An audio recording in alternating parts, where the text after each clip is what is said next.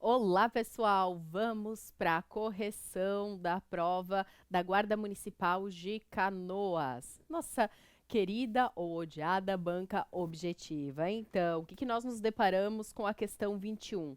Uma questão que envolvia conjuntos. Ela nos diz, considerando-se conjunto A, no qual x pertence aos números naturais, tal que x é menor ou igual a 10? E x é par. Então, aqui a gente tem a lei de quais são os números que ela quer. Quais são os valores que o x pode assumir. O que é?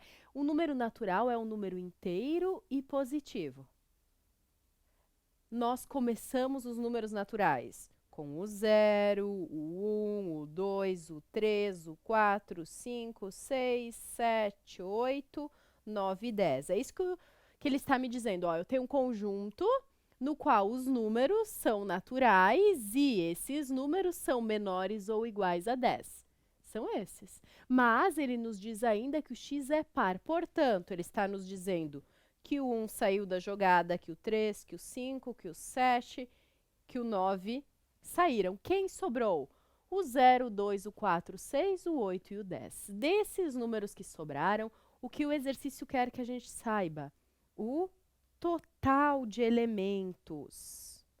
Pois bem, quando o exercício fala sobre total de elementos, o que a banca está nos cobrando é o total de subconjuntos. E aí, existe uma fórmula para isso. Que fórmula que nos dá o total de subconjuntos? Vamos ver quem lembra, 2 na n. O que é isso? 2 é uma constante e n é o número de elementos que eu tiver. Portanto, nesse nosso conjunto que ele chamou de A, que nós temos esses elementos aqui, ele quer saber o total o total de subconjuntos que eu posso formar. Para saber o total de subconjuntos, eu vou fazer 2 elevado na n, sendo n o total de elementos que eu tenho. Conta comigo. 1, 2, 3, 4, 5, 6. Então, eu vou fazer 2 na sexta. E 2 na sexta é 2 vezes 2, vezes 2, vezes 2, vezes 2, vezes 2. Aí, usem a dica que eu sempre trago. Agrupem. 2 vezes 2, 4, 4 e 4. E aí, faz aqui, ó. 4 vezes 4, 16. 16 vezes 4, 64. Por isso, a questão 21, alternativa A. Bora para 22. Considerando-se que certo mapa possui a escala 1 em 50 mil. O que é o 1 em 50 mil? Quando as questões nos trazem escala, elas estão nos cobrando razão, porque é a razão da distância no mapa para a distância real. Por isso que escala é uma razão, e a razão dessa escala, que caiu na nossa questão 22, é 1 para 50 mil. O que nós sabemos? Que a cada 1 centímetro no mapa vai representar 50 mil centímetros na realidade. Pois bem, aí o exercício fala que do ponto A ao ponto B, no mapa, a gente tem 55 centímetros. Qual que é a nossa tarefa? Encontrar quanto que esses 55 centímetros no mapa representam na realidade. Então, a gente faz uma proporção. Que proporção é essa? Se 1 centímetro no mapa vai ser equivalente a 55 entre o ponto A e o ponto B, a realidade vai ser x. Resolvida. Quando a gente tem essa proporção, vamos fazer como regra de 3. A resposta vai ser x igual a... O oposto do x vai embaixo, que é 1. E os outros dois números que sobraram vão em cima. Tá bem. Quando a gente faz os 50 mil vezes os 55, a gente fica com um número bem grande. A gente fica com 2.750.000. Mas 2.750.000 que estavam na letra A não são quilômetros. São o quê? Centímetros. E a questão 22 nos cobrava a distância em quilômetros. Então, beleza. Eu fiz a regra de proporção. Agora, o que eu tenho que fazer? Eu vou ter que transformar ou melhor, eu vou ter que transformar centímetros em quilômetros. Então, eu vou apagar agora aqui e eu deixei para vocês ficarem, tá? Também já com a resposta, o passo a passo sobre a resolução. Vou apagar o que a gente já fez. Mostrei para vocês como é que nós chegamos no 2.750.000. Aí, a gente tem a nossa reguinha, na qual... Bom, quem já sabe a diferença de centímetros para quilômetros, ok. Eu gosto sempre de fazer a reguinha, porque ela funciona muito bem. O que a gente sabe? Que o nosso divisor de águas é o metro, que o menor é o milímetro e que o maior é o quilômetro. Do lado do metro, nós temos duas medidas com A, que é o decâmetro e o decímetro. Temos mais um aqui nesse espaço, que é o hectômetro, o menos conhecido, vou colocar só H, e aqui o centímetro. Pronto. Qual é a conversão que nós temos que fazer aqui, pessoal? Do centímetro para o quilômetro. Então, conta quantas casas. Ó, a gente vai daqui para cá. Bora contar comigo. 1, 2, 3, 4, 5. A gente andou 5 casas nessa direção. Portanto, a nossa vírgula vai andar 5 casas nessa direção. Vamos escrever o número que nós temos, que a gente encontrou. O número era 2.750.123. Mas isso é centímetros, então a nossa vírgula está aqui. Nós vamos ter que deslocá-la, nós vamos ter que andar 5 casas nessa direção. Então, conta aí. 1, 2, 3, 4, 5. Onde é que ela vem parar? Aqui. Logo, 2.750.000 centímetros equivalem a, olha aqui, 27, porque a minha vírgula está no 7, 27 quilômetros, 5 quilômetros, que é o que nós temos na nossa letra E. Então, o que a questão 22 nos cobrou? Ela nos cobrou proporção. Primeiro, escrever a escala, saber o que é esse 1 para 50.000 era uma proporção. Segundo, isso era uma razão. Aplicar isso como uma proporção, que a gente pode fazer por regra de 3. E depois, conversão de medidas, que é converter centímetros em quilômetros. E aí a gente ficaria com a letra E. Questão 23. Em certo mês, um trabalhador recebeu um bônus no valor de R$ 415,60, o que equivale a 16% do seu salário atual. Sendo assim, qual é o salário atual? Os meus alunos, se erraram essa questão, assim, ó, a gente vai ter um sério problema, porque nós fizemos 1 milhão de questões semelhantes a essa. É ou não é? Então, essa, assim, ó, foi 100% dentro do que a gente viu. Qual é a informação que nós temos aqui? Nós sabemos que R$ 415,60 representam 16% do salário, ele nos disse. E ele quer saber o quê? Quanto é que é o salário total? Ele quer saber quanto é que é o 100%. Logo, isso vai ser X. Quando a gente tem regra de 3 com porcentagem, é a regra de 3 direta, na qual a gente sempre faz o oposto do X vai embaixo e os números que sobraram vão em cima, vezes 100. Bora simplificar? Então, começa simplificando assim, ó. Por exemplo, essa vírgula, não é legal trabalhar com vírgula. Para eu tirar essa vírgula, para fazer que se transforme no 4.156, basta eu tirar um zero daqui, porque multiplicar por 10, ó, é andar uma vírgula. Então, quando eu faço isso, ó, eu tiro essa vírgula. Agora, eu fiquei com 4.156 vezes 10 dividido por 16. O que nós podemos fazer? Simplificar esses números para ir facilitando. Quando a gente faz a continha, nós chegamos direitinho à letra B, 2.597,50. Questão 23, quem errou, não olha mais para mim, senão nós vamos ter um sério problema. Essa questão a gente treinou demais. Questão 24.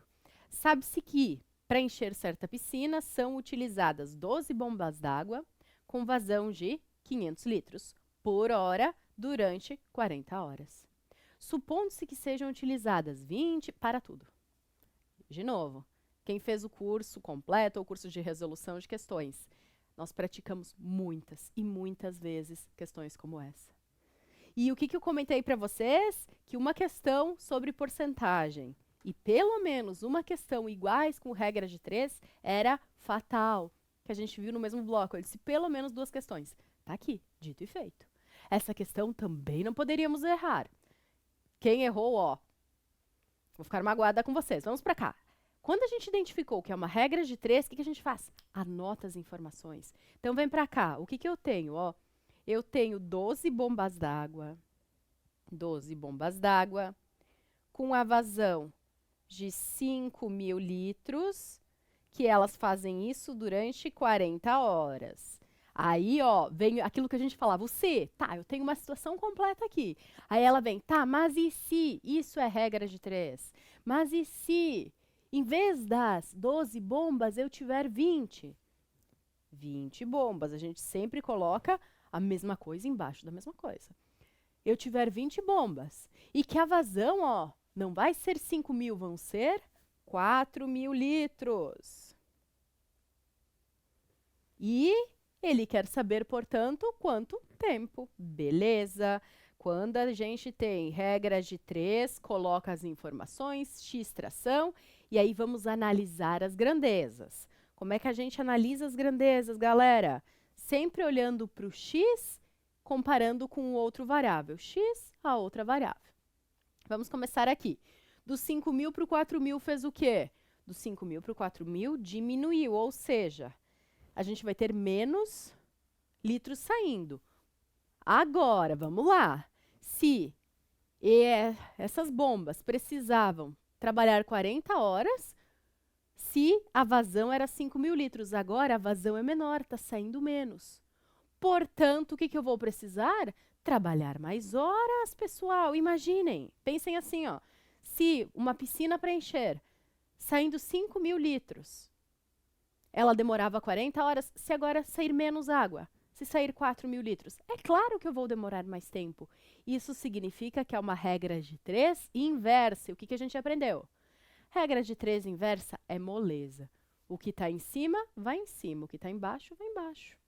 Por isso que a gente coloca 5.000 vezes o 40 dividido pelo 4.000. Usamos isso, o que a gente faz? Ó, risca, tchau, saiu da jogada. Lembre-se, 40 que eu usei, eu não posso usar de novo, então destaca. Esquece, agora nós vamos analisar a segunda. O que nós sabemos? Do 12 para o 20 fez o quê? Aumentou. Eu vou ter mais bombas. Agora, vamos analisar. Isso daqui já saiu, tá? Não está mais valendo. Essa flecha foi da relação de horas com litros, que já nem existe. Agora é uma nova análise. Pois então, deixa eu pegar aqui. Eu preciso, se com 12 bombas ele demora, vamos pensar de novo, para encher uma piscina. Com 12 bombas funcionando, leva 40 horas. Bom, mas se em vez de 12 tiver 20, vai levar mais ou menos de 40 horas? Menos. Mais bombas, menos tempo. De novo, uma aumenta, a outra diminui. Se a regra de 3 é inversa, o que está em cima, vai em cima. O que está embaixo, vai embaixo. Então, quem vai em cima e quem vai embaixo? O 12 vai em cima, o 20 vai embaixo. E agora chegou o momento que a professora de vocês tanto ama, que é o que diferencia o aluno que fica lá, é cálculo, cálculo, e vocês que vão simplificar. 3 zeros de cima com os 3 zeros de baixo, a gente corta. Mas o quê? Olhem isso. Vamos cortar, por exemplo, esse 4 com esse 4. Então, esse 4 some e no lugar desse 4 fica 1. Porque é 4 dividido por 4, 1. Então, aqui a gente só ficou com 10. Ó, 10 e esse 0 a gente corta. Cortamos o 0 com o 0. Esse com esse. Quem sobrou? O 1, que uma vez qualquer coisa, uma vez 12 é? 12. Então, uma vez qualquer coisa é qualquer coisa. Já corta esse 1 para ele nem nos atrapalhar. E aqui embaixo só sobrou o 2. Agora vai lá, vai lá. Quem não acompanha as aulas deve estar, meu Deus do céu, não estou entendendo nada. Calma. Isso que eu estou fazendo aqui é simplificação. É, assim, ó, é a melhor coisa do mundo depois que vocês pegam um jeito. Simplifica o 12 com o 2. Quanto é que dá 12 dividido por 2? 6. Lorororã, lorororã. Quem sobrou aqui em cima? Apenas o 5 e o 6. E 5 vezes 6 é 30. Letra D. Tá bem? Então, quem acompanhou as aulas, eu já trabalhei direitinho. O negócio é simplificar. Professor, eu poderia fazer todas essas contas? Sinta-se à vontade para demorar meia hora e provavelmente para errar. Bora simplificar. Resolvido. Vamos para a questão 24. Sabe-se que para encher certa piscina... Opa! Ah, ele saiu repetido. Duplicou o slide, eu nem tinha visto. Questão 25. Considerando-se, olha aí também, trabalhei direitinho. Quer dizer, essa questão aqui, ela inovou um pouquinho, porque ela não exigia que a gente utilizasse a fórmula, mas sim que a gente entendesse o que é uma progressão. Então, vem comigo, olha só. A gente tem que uma progressão aritmética em que o seu quinto termo é igual a 29 e o oitavo é igual a 68. Aí ele quer saber a alternativa que apresenta o valor da soma dos 10 primeiros termos dessa sequência. Nós temos um pacto. Quando o exercício nos cobra PA, PG, a primeira coisa que a gente coloca é a fórmula do que ele quer. O que o exercício quer aqui? O valor da soma. Na PA, a gente sabe apenas as duas fórmulas, então coloca. O que nós vamos precisar é isso, é saber o somatório dos 10 primeiros termos, no qual a gente soma o primeiro com o último, multiplica pelo número de termos e divide por 2. Certo, pessoal? Sim! Então, é isso que ela quer, é isso que a gente vai começar a buscar. Então, ela quer o valor do S, o exercício quer. Para isso, o que eu preciso? Saber o primeiro termo. Pois bem, sabemos o primeiro termo? Não. Então, vamos fazer assim, ó. Vamos circular, porque a gente sabe que é esse cara aqui que nós vamos ter que buscar. Não temos o primeiro termo. Nós vamos somar o primeiro com o último. Temos o último? Ai, meu Deus, também não. Então, vamos ter que dar um jeito de encontrar. Temos o N? Temos N. Quanto é que é? É 10. Porque o exercício nos disse que quer os 10 primeiros termos. E temos o 2. Em resumo, o que falta? A gente descobrir o primeiro e o último termo. Como é que a gente vai fazer para descobrir o primeiro e o último termo? Nós não vamos conseguir usar a fórmula para descobrir qualquer termo, que é outra, porque a gente precisa do primeiro e da razão, e a gente não tem. Só que o que nós temos? Nós temos o quinto e o oitavo. Então, para esse exercício, nós poderíamos até fazer isolando as fórmulas. Eu acho que é mais fácil a gente colocar os 10 termos e ir substituindo. Venham comigo. Então, nós vamos fazer assim, deixa eu puxar aqui. Quem é o primeiro termo? O primeiro termo, que é o A1, a gente não sabe. Aí nós temos quem? O A2, que também não sabemos. Nós temos o A3, nós temos o A4, e nós temos o A5. Esse cara aqui a gente sabe quem é. Ele disse, ó, o quinto termo é 29, então já coloca aqui, ó. Esse daqui é 29. Aí nós temos o sexto, que também não sabemos, o sétimo, que também não sabemos, e quem que nós temos? O oitavo, que nós sabemos, é 68. E nós vamos ter o 9 e o A10. Olhem para isso. A gente sabe esses dois caras aqui. E quem que a gente precisa saber? Esse e esse. Bom, tem mais de um caminho, tá? Tem vários caminhos. Eu vou fazer o que exigiria menos fórmula. Só o entendimento do que é a progressão. Se uma progressão aritmética sempre é um valor somado a uma constante, que a gente chama de razão, a diferença do A5 para o A6, quem vai ser o A6? Vocês sabem? Não. Temos como saber? Não, porque a gente não sabe a razão. Mas eu tenho certeza que o A6 vai ser quem? Que o A6 vai ser o 29 mais a razão. Porque é sempre o anterior mais a razão. É ou não é? É. E o A7 vai ser quem? O A7 vai ser o A6, 29 mais R, mais a razão. É ou não é? Sim. Então, pensa comigo, ó. O A7 é quem? É o A6 mais a razão. O A6 é 29 mais R. Portanto, o A7 vai ser quem? O A7 vai ser... Deixa eu botar aqui. O 29 mais... Nossa, que letra feia. Deixa eu fazer uma coisa. Eu vou botar aqui em cima, que eu acho que vai ser mais fácil. Senão, vocês vão dizer que a minha letra é muito feia. O que vocês teriam toda a razão, mas... O 29... Ou melhor, o A7 é o 29 mais a razão, porque sempre é acrescentando. Agora, vem comigo. O A8. Quem é o A8? O A8, vocês concordam que ele é o 29 mais 3 vezes a razão? Sim! 29 mais a razão, que eu não sei quanto é, esse número constante. Esse daqui é o 29 mais 2 vezes. E esse daqui, o 29 mais a razão desse, mais a razão desse, mais a razão desse. 3 R's. Agora a gente sabe quem é a razão, que é o que nós precisamos, que é esse número escondido. Por quê? Porque a gente sabe que 29 mais 3 R's valem 64. Ponto. Então, eu vou colocar aqui em cima para vocês. Vamos lá.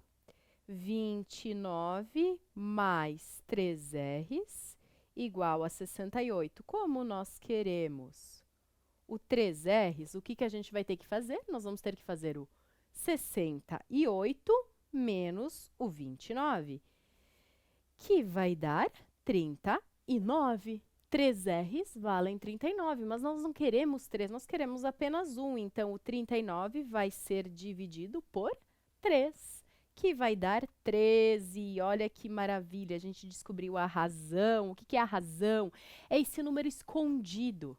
Então, o que é? O A5 é 29, o A6 é 29 mais 13. O A7 vai ser 29 mais 13 mais 13. Por isso que o A8 é 68. 29 mais 13 mais 13 mais 13.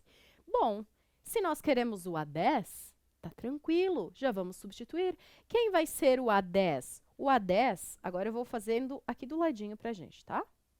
Ó, e vou apagar essa parte.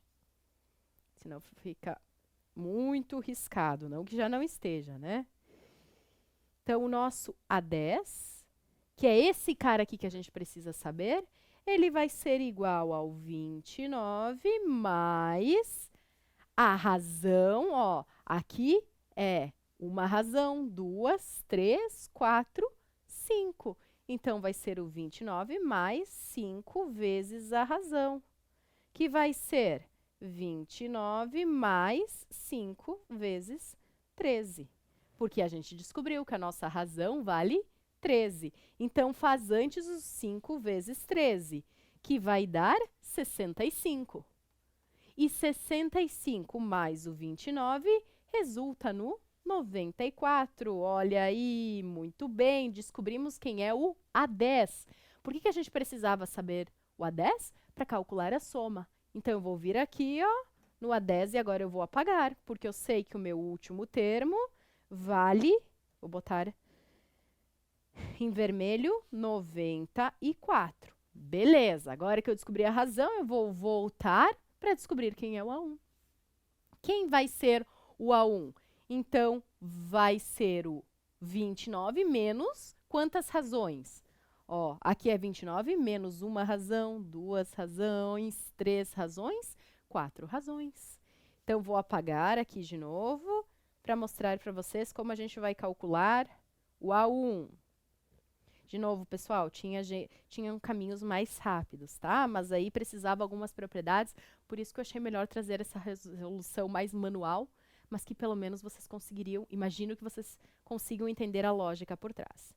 Então, é o 29 menos, ó, uma razão, 2, 3, 4. 29 menos 4 vezes a razão, que vai ser igual a 29 menos 4 vezes 13. Porque a razão vale 13. Quanto é que é 4 vezes 13? É 52. Então, o nosso cálculo vai ser 29 menos 52. Percebam que o resultado vai dar um número negativo, ó, porque eu tenho 29 menos 52. Eu devo mais do que tenho. E 29 menos 52 resulta em menos 23.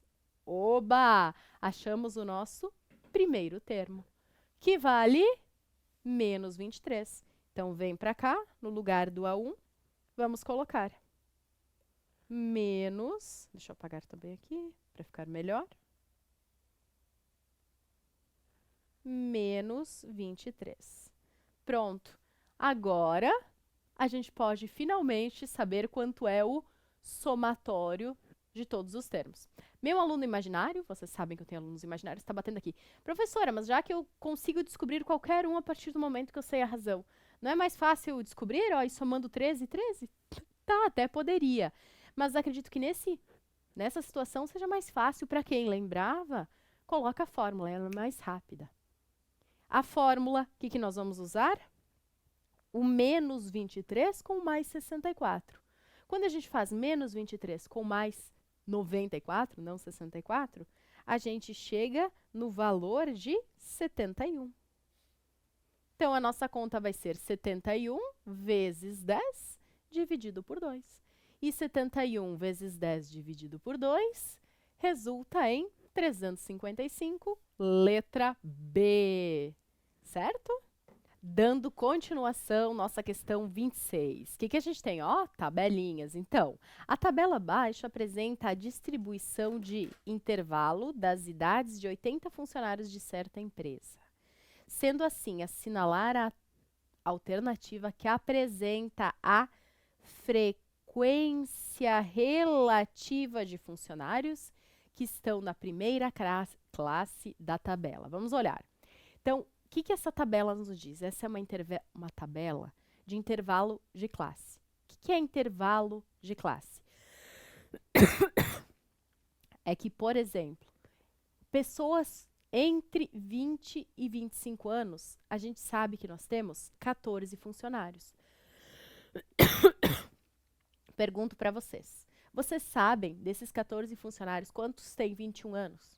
Quantos têm 22? Quantos? Não, mas a gente sabe que nesse intervalo de 20 a 25, eu tenho 14 funcionários. Isso é intervalo de classe. E o que é essa quantidade de funcionários? É a frequência. Por quê? Frequência é quantas vezes uma coisa acontece. Quando a gente promete, esse ano eu vou para a academia todos os dias. A gente vai lá, compra aquele pacote que tem... A frequência não é só uma vez, 2 vezes. A frequência pode ser os 7 dias por semana, de domingo a domingo. Isso é frequência. Então, aqui a gente tem a frequência. Agora, vem comigo. Para eu resolver esse exercício, eu precisava saber o conceito de frequência relativa. O que é a frequência relativa? É a frequência do que nós queremos dividida pela frequência total. E eu até coloquei, ó, frequência relativa é eu divido a frequência absoluta, quer dizer, aquela do que eu quero, pelo número total de observações, número total da frequência. O exercício quer o quê? A alternativa que apresenta a frequência relativa dos funcionários que estão na primeira classe da tabela. Os que estão na primeira classe da tabela são esses aqui, ó. Então, que cálculo que eu vou fazer? A frequência absoluta seria 14. Se eu quero saber a frequência relativa, eu vou fazer o 14 dividido pela frequência total. Aí eu vou somar o 14 com o 17, com o 23, com o 15 e com o 11. Eu vou chegar no valor de 80. Essa é a minha frequência total. Frequência relativa, o que eu quero, dividido pela frequência total, 80. Quando a gente faz esse cálculo, a gente chega no 0,175. Isso é o que? É a frequência relativa. Como ele nos deu em percentual, é fazer o quê? Eu vou ter que andar, como é percentual, por 100, a gente anda, ó, 2 casas. Então, está aqui, dividir por 100. 1, 2. Portanto, vai ser equivalente a 17,5%. Logo, alternativa A. E dá um aperto no coração quando a gente marca a alternativa E. Parece, será que não tem pegadinha? Não. Essa questão nos cobrava, então, um conceito específico da estatística. Que conceito é esse? Frequência relativa. Questão 27. Sabendo-se que os eventos A, B e C são independentes e que a probabilidade de A é 7 para 10. A probabilidade de B é 1/2. E a probabilidade de C é 2/5. Então, são as probabilidades, ó. Mesmo que vocês não soubessem ler isso, que isso é P de probabilidade, aqui o exercício está dizendo, oiê, tô cobrando probabilidade de ti. Ele me deu as probabilidades de 3 eventos. Aí ele me diz, assinale a alternativa que apresenta a probabilidade de, prestem atenção, pelo menos 1, vou repetir. Ele nos cobra a probabilidade de pelo menos 1 desses eventos acontecer. Pois bem, então aqui eu coloquei toda a resolução passo a passo, mas eu vou usar esse outro que eu deixei em branco para a gente conseguir trabalhar melhor. Eu vou gastar um tempinho da nossa resolução, dessa nossa videoaula, para vocês entenderem. Quando a banca nos falar, isso vale tanto para probabilidade quanto para conjuntos, a probabilidade de pelo menos uma coisa acontecer, eu não tenho como saber. Vamos pensar, vou dar um exemplo mais fácil, porque aqui fica o conceito abstrato, talvez vocês não entendam. E o que a gente não entende, a gente não memoriza, a gente não consegue aplicar. Então, bora para cá. Vamos supor, tá? Só para vocês entenderem o que é esse conceito do pelo menos. Vamos supor que 3 pessoas podem me convidar para uma festa. Porque vai ser um aniversário de uma pessoa que se chama Ana, eu vou ter a Ana, eu vou ter a Carla e eu vou ter a Maria, porque sempre tem uma Maria. Elas vão fazer um festão, lá, lá, lá, rei, rei, rei, vai ter até a boiadeira lá cantando, para quem gosta. E é claro que a professora de vocês quer ser convidada. Aí, o que vai acontecer? Eu estou só na expectativa. Na melhor das hipóteses, pode ser que as 3 me convidem. Aí eu vou com toda a convicção, eu era muito querida. Mas, tá bem, se as 3 não me convidarem, 2 me convidando, tá bom. Então, pode ser que a Ana e a Carla me convidem. Concordam? Sim. Pode ser que a Ana e a Maria me convidem. Ou pode ser que a Carla e a Maria me convidem. Tá. Então, olha, eu tenho a possibilidade das 3 me convidarem, delas 2, elas 2, elas 2. Ainda, eu tenho a probabilidade só da Ana me convidar. Pode ser que só a Carla me convide, ou pode ser que só a Maria me convide. Ou seja, a probabilidade, a chance de que pelo menos uma me convide é muita coisa. Concordam comigo? Sim, porque pode ser as 3, pode ser de 2 em 2, pode ser só uma. Então, se a gente calcular cada uma desses acontecimentos isolados, vai dar uma conta desse tamanho. É possível, mas não é o jeito que a gente deve fazer. Por quê? Qual é a lógica aqui? Bom, se eu calcular a probabilidade de menos uma, considerando que pode acontecer todas essas coisas, é muito mais fácil eu fazer o quê? Eu calcular a probabilidade de que nenhuma delas me convide. Porque aí, vamos supor que a probabilidade que nenhuma delas me convide seja de 10%. Que nem a Ana me convide, nem a Carla e nem a Maria. Bom, se a probabilidade de que nenhuma me convide é 10%, a probabilidade de que pelo menos uma delas me convide é quanto? É 90. Aí eu não sei, nesse 90%, tá o quê? Tá as 3 me convidarem, tá as 2 me convidarem, porque em todos os casos que eu falei, alguma me convidava. Só o que estava fora? Nenhuma me convidar, que é o 10%. Então, é por isso que sempre, sempre, sempre que vocês tiverem a probabilidade de pelo menos uma coisa acontecer, a gente não busca a probabilidade de pelo menos uma acontecer. A gente faz o quê? Calcula a probabilidade daquilo não acontecer. Porque quando eu sei a probabilidade daquilo não acontecer, eu só vejo o que falta para fechar o 100%. Retomando a história aqui, se eu sei que a probabilidade de nenhuma me convidar é 10%, beleza. Não importa quem vai ser. Mas o único caso em que elas não me convidariam é 10%. Portanto, o que sobrou é os 90%. Foi, pessoal? Sim? Sim. Então, dito isso, o que a gente vai ter que calcular? A probabilidade de que nenhuma desses 3 eventos aconteça. Bom, o primeiro evento, a probabilidade dele acontecer é 7 em 10. Bom, então a gente quer calcular de nenhum dos 3. Se a probabilidade dele acontecer é 7 em 10, a probabilidade dele não acontecer é o que falta, né? É o 3 em 10.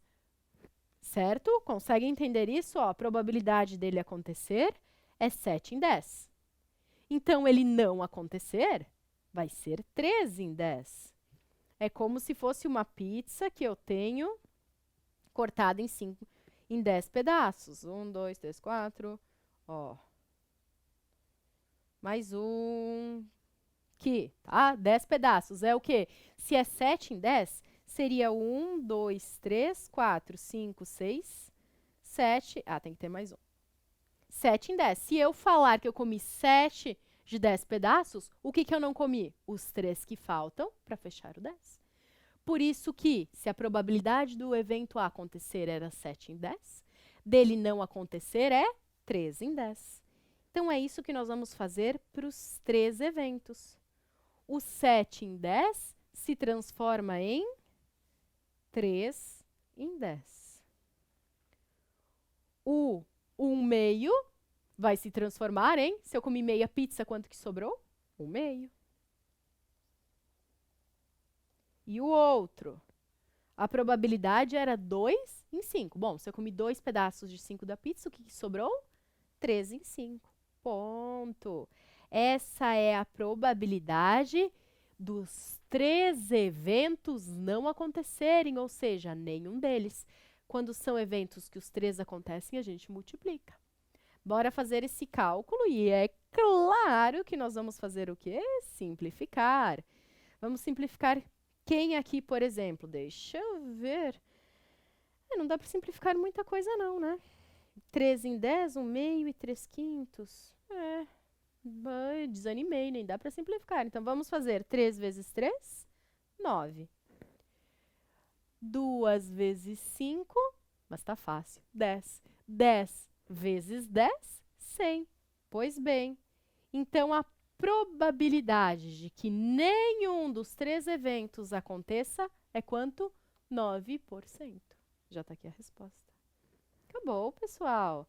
Se a probabilidade de que nenhum aconteça é 9%, e a gente quer a probabilidade de que pelo menos um aconteça, o que a gente vai ter que fazer? Quanto é que falta? Para o 100? 91. É por isso que a resposta é a letra E. Descobrimos que a probabilidade que nenhum aconteça é 91%. Ó, quando a gente fez essa multiplicação. Ou melhor, 9%. Portanto, o que vai sobrar é o pelo menos 1, 91%. Foi? Sim? Então tá. Questão 28. João, apareceu uma Maria, agora faltava o João, né? No próximo aparece o pé de feijão. João está em uma confeitaria fome, bateu fome, e quer comprar 3 bolos. Olha aí, que um bolo é para quem é fraco. O negócio é comer 3 bolos. Não necessariamente de sabores diferentes. Para uma festa com os amigos. Sabe-se que nessa confeitaria possui 6 sabores distintos de bolo. Sendo assim, ao todo, Quantos modos distintos João pode escolher quais bolos comprar? Pois bem, queridos alunos, vocês que acompanharam comigo as aulas, ou teóricas, ou curso de resolução. Galera, quando a banca nos diz modos distintos, o que a banca está gritando? Análise combinatória. Ótimo. Se é análise combinatória, nós temos um pacto. A gente sabe que análise combinatória é o PAC.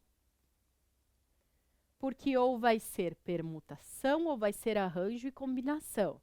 A primeira pergunta que a gente se faz é: mistura tudo ou seleciona? Para diferenciar se é permutação, arranjo e combinação. Aqui, ele vai misturar tudo para saber os modos distintos de escolher esses bolos, ou ele vai selecionar? É claro que ele vai selecionar, porque senão ele iria levar os 6 tipos ou ainda repetir. Então, nós descartamos permutação, porque a permutação seleciona tudo. Agora, a gente sabe que é um arranjo ou é a combinação. Qual é a diferença entre eles? Que no arranjo, nós sabemos que a ordem importa, e na combinação, não. Galera, aqui, importa a ordem? Se ele escolher o bolo de laranja, de limão e chocolate, ou chocolate, laranja e limão, não muda, vão ser 3 bolos. Não é uma senha que 1, 2, 3, 3, 2, 1 muda. A ordem não importa. Quando a ordem não importa, nós temos uma combinação. Acabou. Mas tem um detalhe. Aqui, a pegadinha seria, se a gente fizesse que é uma combinação de 6 elementos agrupados 3 a 3. Porque eu tenho 6 sabores e eu quero escolher 3. Sim? Não é. Por que não? Porque aqui ele considera que eu posso repetir. Quando a gente só bota 6 em 3, a gente está dizendo que vão ser 3 diferentes. Aqui é uma combinação com repetição, que é um caso super específico, que a banca, na minha opinião, foi baita jaguara. Porque, assim, é uma coisa muito difícil de acontecer. Inclusive, eu não tinha visto questões da banca objetiva cobrando isso. É bem raro, mas vamos lá. O que ela quis? Ela quis que, além disso, eu soubesse que, como pode ter repetição, a gente faz o quê? Esse 6, a gente faz o delimitador menos 1 para substituir o 6. Vou explicar de novo. Esse 6 não vai ser o valor, porque a gente vai ter mais quando eu posso repetir. Então, no lugar do 6, a gente faz assim, ó. A gente faz o... Deixa eu apagar aqui para vocês acompanharem comigo. Isso quando permitir repetição.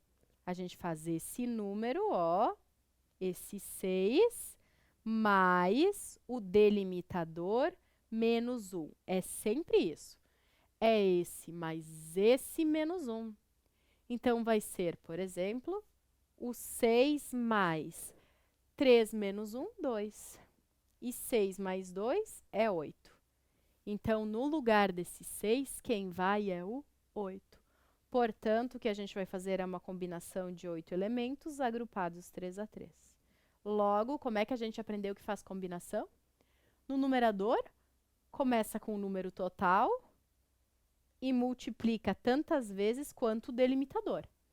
Se é 3, eu vou fazer as 3 primeiras multiplicações. E eu divido pelo fatorial do delimitador, que é 3 vezes 2. E agora sim é hora de simplificar. Então, nós podemos cortar, por exemplo, 3 vezes 2, que dá 6 com esse 6. Cortem e cortem. Eu fiquei com 8 vezes 7, que 8 vezes 7 é 56. Portanto, letra C. Joia? Uma questão assim que cobrou até aqui, até sendo uma combinação, estava tranquilo. O problema foi essa parte, na minha opinião, essa parte nova. Mas vamos lá. Questão 29, ó, gráfica. Questão 29 mais tranquila. Nós temos o gráfico abaixo. Aqui nem precisaria ler, mas eu vou com vocês. O gráfico abaixo apresenta a produção de áreas de 3 setores, babá. Tá, o que a gente tem? produção, setor A, ó, dessa cor, 150. O B, 125, setor C, 210. E ele vai trazendo porcentagens. Então, ele quer que a gente domine. Primeira, letra A. O setor C produz mais do que os setores A e B juntos. Pessoal, a gente não precisa fazer conta para tudo. Ó, usem o cérebro. Ele está dizendo que o C, que é 125, produz mais do que o A e o B juntos. Desculpa. O C, 210, é maior do que 150 mais 125? É claro que não. Bota 150 mais 100 só, já dá 250. Então, não precisa fazer conta. Elimina a letra A.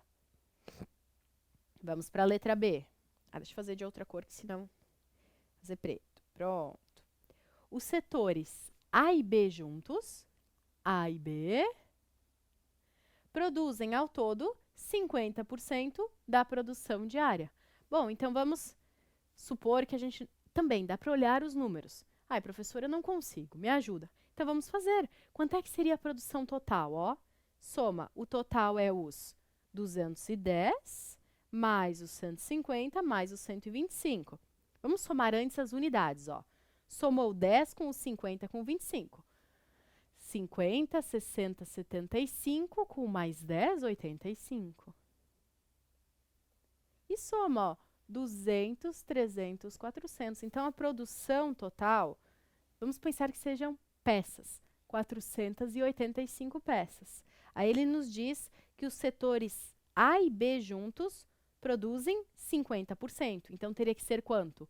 A metade do 485. Que a metade, se é 50%, façam a divisão. 485 dividido por 2 vai dar 242,5. Agora, olha para os teus números, o A e o B. O A está aqui e o B. O A e o B juntos resultam em 242,5? Nem tem como dar, porque nenhum tem vírgula, pessoal. Então, quando a gente chegou no total 485, a gente já vê, não tem como ser. Porque se desse, vamos supor que desse 242, o que não vai dar, porque tem que terminar com o final 5, mesmo assim não daria quebrado. Então, elimina a letra B. Letra C, os setores A e C juntos produzem 90% da produção diária. Tá bom. Então, vamos pensar assim, vamos fazer a conta? Não, pessoal, porque, olhem, se ele nos diz que o A e o C juntos é 90%, olhem o A e olhem o C. Esse é o A e olhem, esse daqui é o C. Tem como esse pedaço inteiro aqui, juntando o A e o C, ser 90%? Não. Se fosse 90%, ele teria que ser até aqui assim, ó, um 10%. Visível. Aqui está proporcional. Dá para a gente ver que não tem como o A e o C juntos serem 90%. Não tem como 125 ser só 10%. Se fosse 10%, seria quanto? 48,5. E não é. O C é 125. Então, não preciso fazer cálculo de novo. E a letra D. A produção total do setor B, aqui, ela é 15% menor que a do setor A. Então, o setor A é 150. O setor B é 125. Bah, professora, essa eu já não sei. Tudo bem, essa não é tão visível. Faço por uma regra de 3. Se o setor B é 15% menor do que o setor A é 150. Então, o 150 é 100%. Bom, se o setor B é 15% menor, já coloca aqui, ó. Quanto é que teria que ser? 85%. X. Vamos ver se o nosso X vai ser igual a 125. Fazendo essa conta, a gente fica com 150 vezes 85 dividido por 100. E quando a gente faz o 150 vezes o 80... Opa, deixa eu fazer aqui direitinho. O 150 vezes o 85 e divide por 100, vocês vão ver que, mais uma vez, dá com vírgula. Dá 127,5. Ah, é isso que a gente tem no setor B? Não, o setor B é 125. Deu perto, mas não é a mesma coisa. Por isso não é a letra D, mas sim a letra E, que é a produção total do setor C é 40% maior que a do setor A. Vou comprovar para vocês. Então, se o setor A é 150, se a produção do setor C é 40% maior, a gente vai fazer tudo no cálculo para comprovar. Aqui vai ser 140%. Ok? Sim, ela é 40% maior. Nosso x vai ser igual, o oposto do x vai embaixo. O que sobrou vai em cima. O 150 vezes o 140. Na hora de simplificar, o que a gente faz? Ó, corta 0, 0, 0, 0. Sobrou quem? O 15 vezes o 14. E o 15 vezes o 14 vai dar direitinho 210. Aí sim, comprovamos que, de fato, a produção do setor C é 40% maior que a do setor A. Poderíamos ter feito de outras formas, poderia ter feito 40% de 150 e somado, sim. Como eu mantive no curso sempre a dica da regra de 3, eu vou seguir aqui. E por fim, pessoal, e por fim, coração não, e por fim, pessoal, com o coração apertadíssimo, a gente vai fazer a questão 30, que quem errou essa questão agora é sério. Eu vou considerar assim, ó, meu inimigo, porque eu trouxe uma questão no curso igual dessa. Igual, pessoal, era a mesma tabela. A mesma, vocês lembram? Não era parecida, era a mesma tabela. Que a palavra se formava com as duas primeiras, em vez de semita, seta. Mas mesmo que eu não tivesse trocado, eu imagino que a maioria dos alunos acertaram. Então, essa é uma questão que não classifica ninguém. Bom, a próxima palavra vai ser formada com o quê? Com a primeira sílaba e a última, que é a regra do que está acontecendo. Primeira, última. Semita, tira sempre a sílaba do meio, ó. Pronto. Então, a última palavra vai ser fada, letra D. Tá bem? E com isso, então, acabamos a correção da nossa prova da Guarda Municipal de Canoas, banca objetiva. Espero que vocês tenham tirado um bom resultado e que consigam entender as explicações. Bons estudos e até breve!